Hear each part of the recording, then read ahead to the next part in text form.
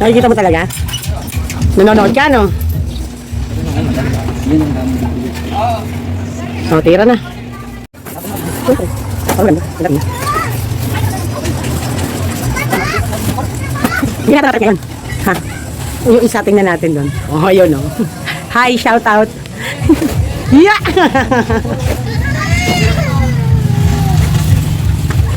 Hey, baby.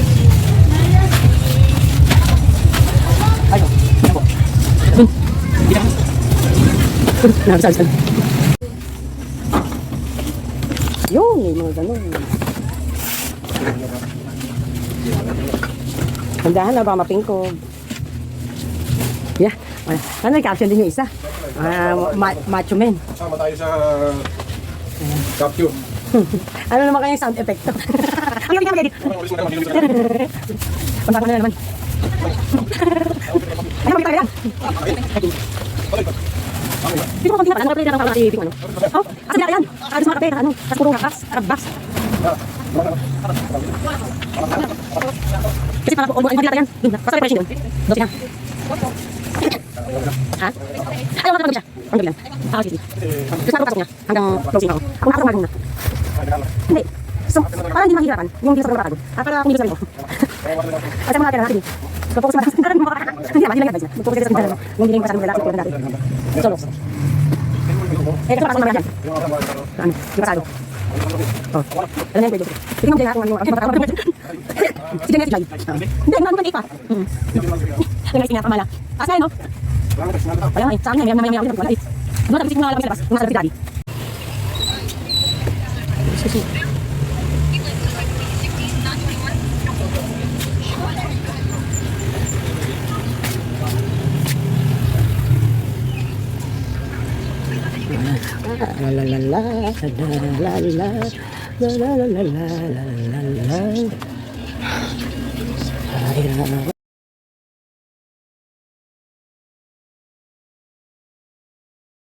Wait, why you're hugging Jasmine? I'm hugging my big ass. My big ass. So, ito guys yung galing kay Tita Tessie. Nakita nyo, mami pa tinalagay niya. So, yung mga snapin natin, 30 bucks din muna. Ayan. Ito. 10 dapat yan. Ayan, pwede ka na mag-wholesale yan. Pag-preparation ko. Tapos ito guys yung dalawang assorted. Ito may black na tayo. Dalawa yung black na yan dapat. Tapos yung mga cartolina natin. Ano, kanina na. Ayan. Brown. May brown na tayo. Tapos, yellow pad. Dalawang isang rim. Saka, ito guys. Kasi malakas to guys. Kasi binibili din ko ng mga nagbe-bakery. Ayan. Okay. Okay. Saka yung ating, saan mo nilagay yung ating ano? Ayun guys. So yung, ano ba tawag yan? Ano ba tawag yan? Bangus. Dalawang bundle yan eh. So, isa pa din. Nasa likod na. Hi guys. Mami Park is here. And in today's video guys, ay medyo hindi muna tayo masyadong learnings. Pero, tulad ng pangako ng Mami Park sa inyo, para po sa ating GCash na ipamimigay dahil sa ating celebration ng 15K subscribers.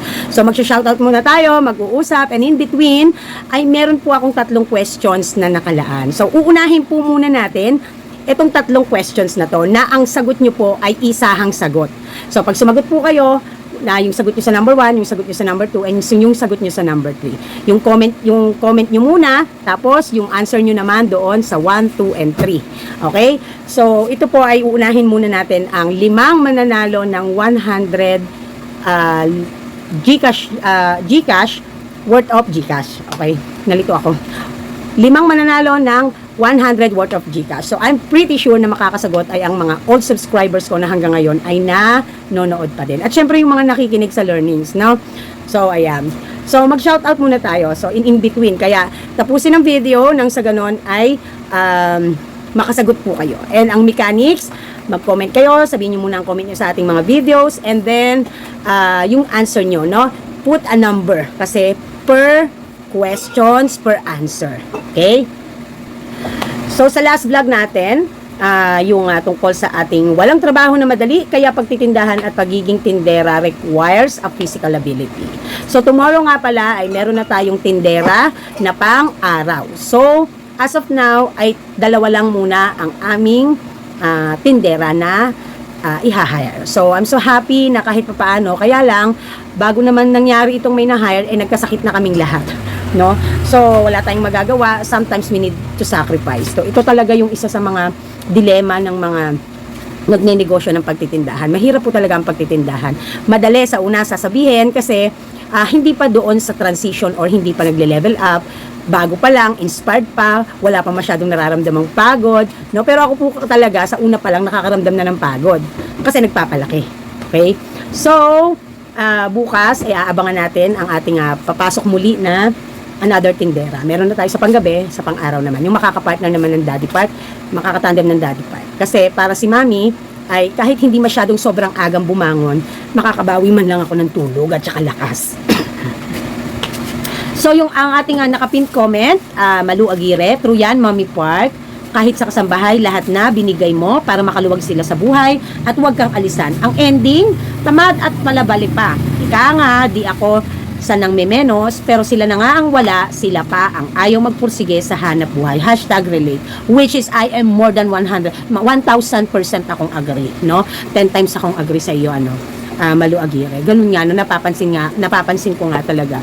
Kung alin pa yung sino pa yung wala, sila pa yung hindi nagpupursige, no? Kaya mas maganda talaga yung meron kang responsibilities and obligations para magpursige kaya, no? Nakapagtaka nga, no? Ako din, napaisip din ako sa comment mo, Malu Aguirre. Bakit nga ganun, ano? Flor de Lisa, Abogado 0429. Yes, mami, ako 2 days before dating ni ahente nakagayak na ang pambayad sa Mighty Man o sa Malboro. Malaking halaga kasi. Ayun. So, sa ating unang question para sa ating worth of 100 Gcash ay ano ang formula ng profit margin? Uulitin ko po sa ating unang questions. Tandaan niyo po ang mechanics ng ating pag-games, no, ng ating Q&A. Tatlo po ang magkakaroon tayo ng tanong sa video na ito at sasagutin niyo po lahat 'yan ng sabay-sabay. So magna number 1, 2 and 3 po kayo sa pagko-comment niyo diyan sa baba. Okay? So kaya ang unang tanong, again and again, ano ang formula ng profit margin? So, hindi tayo magbibigay ng clue. Kung nakikinig kayo sa mga learnings natin before, alam na alam niyo yan. Inuulit-ulit ko kung anong formula ng profit margin. Okay. So, Romel 1594, very supportive si Daddy Part. Nakakatuwa naman. O nga, kanina nga, bumili na naman, nag-pick up na naman siya ng order natin kay Tita Tessie.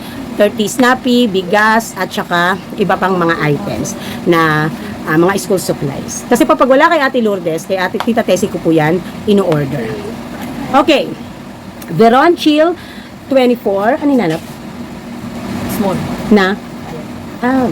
Nako, tama mami. Walang madaling trabaho. God bless you. Sana makakuha ka kaagad ng dagdag tindera. Ayan na nga po. Naka-hire na po tayo kahapon. And tomorrow Monday ay mag-i-start na po. So again, same with our tindera na panggabi, ay hinihingaan din po natin ng barangay clearance at character references. Although, suki ko po yung nanay niya, but still, para po iyon sa record. Okay? Ayan. So, shout out to MJOFW2899. Ako, mami, pagtrabaho, trabaho talaga. Tumatagal ako at ginugusto ng amo. Matiisin din ako. Mapagmahal sa trabaho, madali lang sa... ano yun? Wala kasing, toldo, hinihingal ako dun sa basa. Kung pagmahal mo naman ang trabaho, madali lang sa'yo, kaya nag-e-enjoy ka. Madali lang, soon, may tindahan na ako. Alam ko hindi madali, pero hindi ko malalaman kung hindi ko susubukan. Ayun. So, 'di ba? Kapag mahal natin ang ginagawa natin, ang isa sa pinakamagandang manifestation niyan and ang result niyan is maganda rin ang nagiging resulta. No? So, para sa pangalawang tanong, para sa video na ito, ano ang goal, purpose ng price war? Again, number 2 questions, ano ang goal, purpose ng price war? Okay. Bago nga pala tayo magpatuloy, guys. Makwento ko lang sa inyo. Syempre, in-interview ko yung tindera. No, in-interview ko siya. Thank you. Ay, ang daming tubig. Thank you. In-interview ko yung tindera. Ngayon, dun sa pinapasukan niya, namamasahe pa ba siya nun doon, guys? Dumadaan siya dito. Susurgat siguro. shortcut dito at saka sasakay. Kasi hindi pa naman MSAPA ang lusot nito, di ba? So mag-shortcut dito sa pinakalikod ng Willow Bend, silangan na ang kanyang lusot, saka pa lang mag-ano. Kasi guys, dito po nagkaroon po ng takot sa mga residente, tension. Gawa po kasi nagkaroon po ng meron po isang taong ng ganon ng asawa ng tanod, parang ganon ano. Kapitbahay ba? Parang ganon. So hindi pa nahuhuli yung kriminal. Balitang-balita dito, napakatinik, hindi talaga mahuli. Talagang ano na siya ngayon, ano, na may possibility kapag nahuli siya, no? Grabe.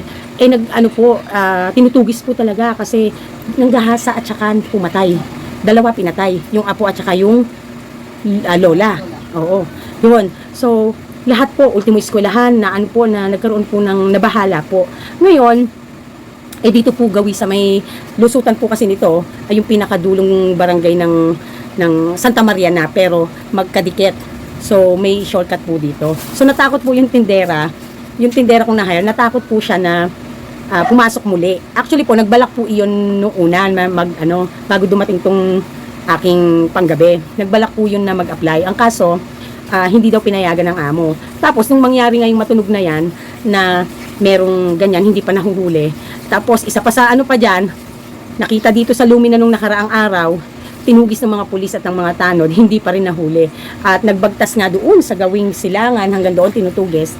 Natakot yung tindera na na-hire ko ngayon. Kaya sabi niya, kaya nag-resign at dito na lang daw siya magtatrabaho kung tumatanggap pa ako kasi nga nagkaroon ako ng isa. Sabi ko, oo, pang-araw ka. Tapos, syempre in-interview ko, magkano ang sahod mo doon sa dati mong pinagtatrabahuhan?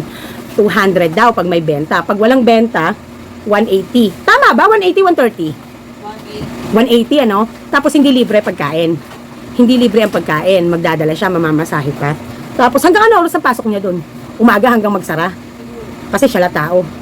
So, yun. Dito, walking distance lang, handyan lang, 200 ang offer ko hanggang alas 4, 7 to 4, libre pagkain. So wala siyang gastos, take home niya ang 200 pesos. No? So talagang natutuwa rin sila dahil kahit pa paano okay na sa kanila yon. No? So yun nga, papasok na siya sa bukas. Alam niyo, sa totoo lang, ang nasyaka ko talaga yung pinanggalingan niya na paano niya natagalan.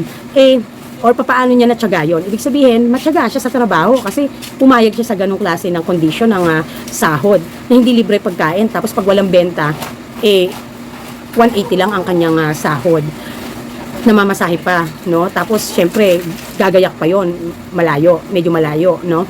So, nakakaano lang na sabi ko, ibig sabihin matyaga ka sa trabaho. Ngayon, titingnan natin kung magiging matyaga ka. Kasi merong iba na pagka nakakuha ng trabaho medyo maginhawa at mas maganda compare sa dati nila, lumalaki ulo. Tapos, nagiging kampante. Hindi na sila yung katulad ng dating una-una sila na bago-bago pa lang na magsisipag, mag-aano.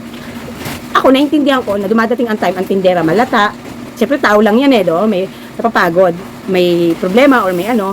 Kaya lang for me, bilang ako prinsipyo ko bilang isang trabahador, pagka ako may problema na personal, hindi ko talaga dinadala sa trabaho. Hindi ka nga maniniwala, mas maingay at mas maano pa ako, mas jolly pa ako sa trabaho. Kasi doon, mas dinadivert ko siya or kino-convert ko yung stress ko sa pagiging masayahin compare sa malungkutin. Dahil nasa trabaho ako magmamanifest yun, lalo na kung customer service ang aking trabaho or sales. Dahil, syempre, di ba, you are able to talk customers and clients.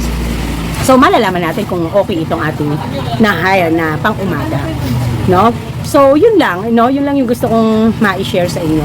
And, sabi ko nga, bakit may mga negosyanteng ganon? No? Siguro kasi, dahil kung dumadating dun sa time na pagka walang benta, kasi ang type of business yata is yung, tindahan ba yun ng mga plastic wares ba? Ganon.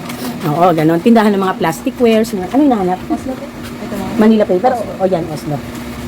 So, yon. 9 lang. 2.5 na 2.5 nung Oslo. So, yon. No? Nakakaawa, no? Kayo ba naman ba, pagkain, no? Sa mga amo-amo dyan, ha? Pagkain na lang, Diyos ko naman, ang liit nga ng pasahod nyo, isahog nyo na sa pagkain. Diyos ko naman, kawawa naman. 6 po. Para lang sa akin, ha? Pero hindi ko naman pwedeng i-judge din yung naging amo niya. Kasi, yun lang, parang for me lang ha, parang parang hindi yata masyadong napakamakatarungan yung ganun. No? Nasa naman lang, galing pa sa ano, buti sana kung walking distance lang din hindi naman. No? Dito kay Mami Park talaga, 200 ang starting talaga. And, may ano na, libre na pagkain at merienda. No? So, ang pasok niya ay 7 to 4 o'clock dito. So, yun. No? Okay. So,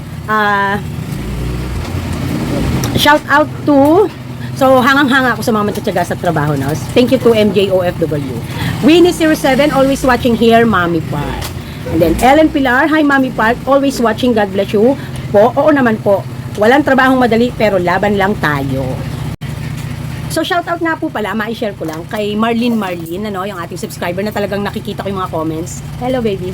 Nire-rate talaga yung mga old videos ko. At talagang natututo siya talaga kasi naintindihan niya talaga lahat yung mga vlog ko kahit mabilis ako magsalita. Na-elaborate niya isa-isa talaga, guys. So nakakatuwa lang, no? At to the point pa na pinuntahan ako sa aking FB account at minessage nga niya ako na sabi niya 2 days ago, siguro 3 days na kasi ngayon ko lang din pinansin yung message niya. Ngayon lang ako nag-reply. Sabi niya, nag-walk through na rin daw siya ng style and concept ng kanyang tindahan. So, ipapakita ko dyan yung kanyang tindahan, makikita nyo guys. It's a 90 SQM na garahe. Ang tapat daw niyan ay ang kanyang bahay. Hindi na raw kasi siya nag-abroad, nagtindahan na. So, 90 SQM, ang laki nun. No? At parang pahaba. So, meron tayong suggestion, no? Ma'am Marlene, if nanonood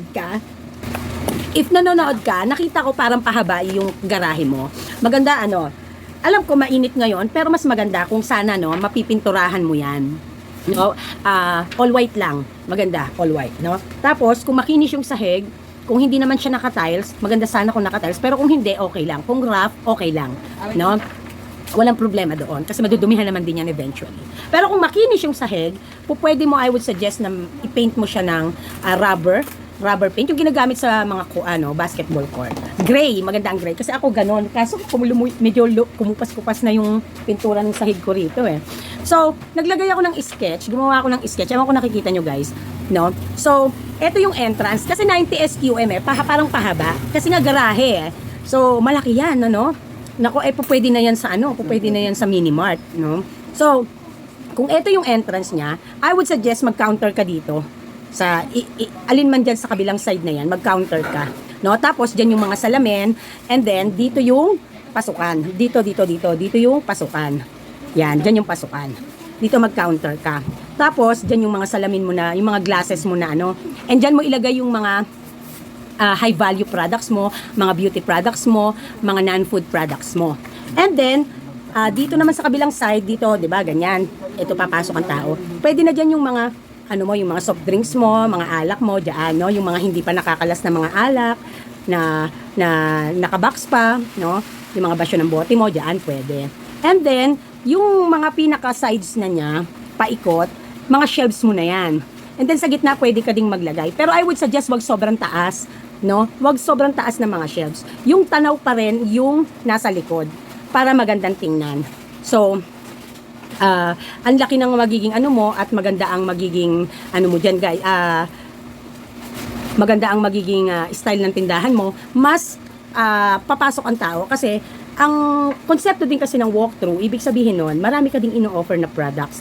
So, mas mai-inspire ka na punuin siya, mas mai-inspire ka na ayusin siya. So, ang mangyayari niyan ay mas magiging isa ka sa sentro na tindahan, na bilihan sa inyong community, no? So, kaya, yun ang doon, yun ang kagandahan doon.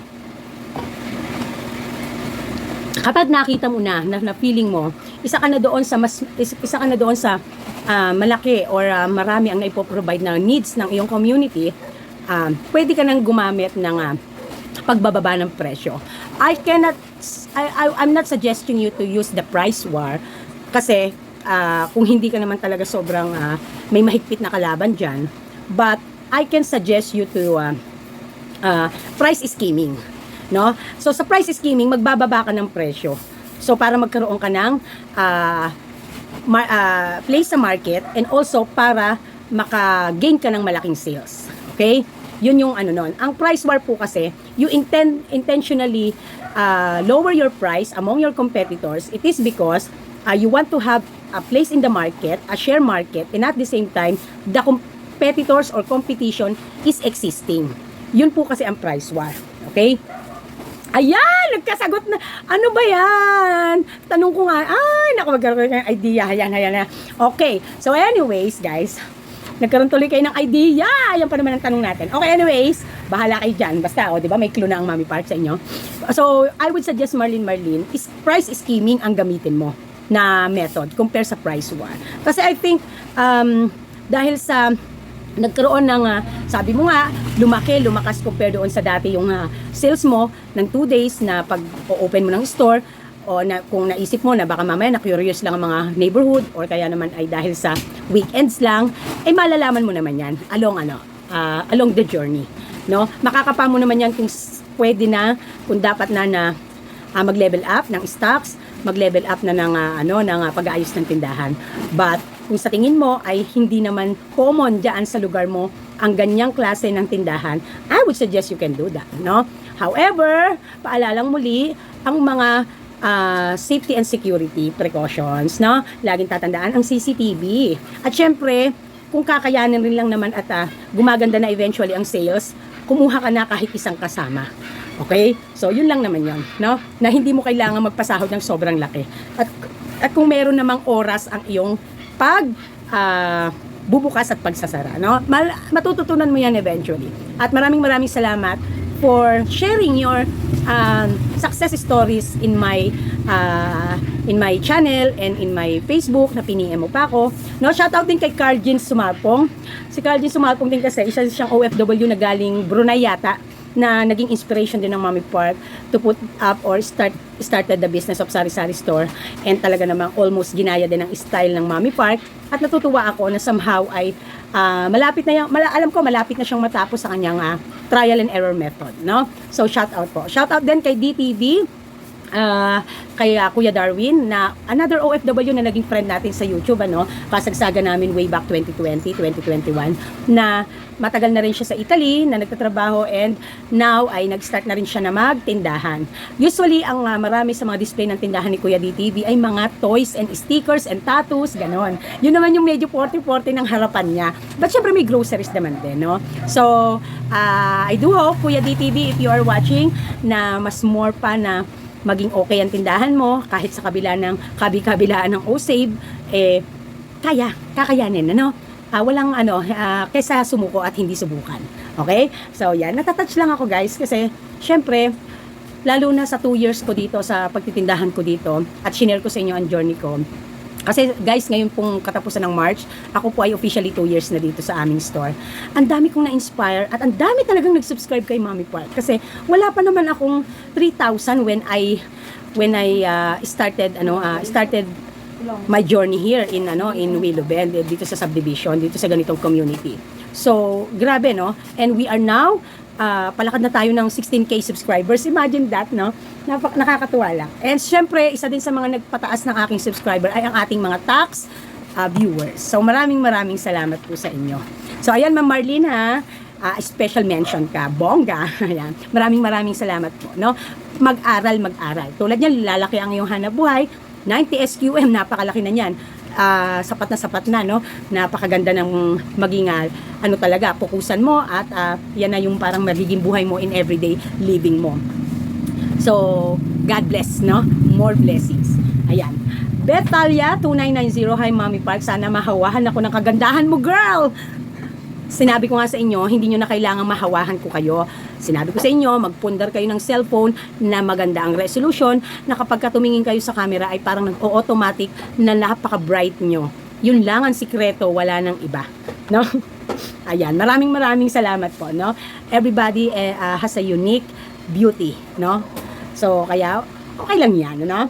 Okay, so let's move on for our third question, no? Our last question for today's video, na na magkakaroon ng pipili tayo ng 5 makakatama ng ating ng sagot nila at ating bubunutin.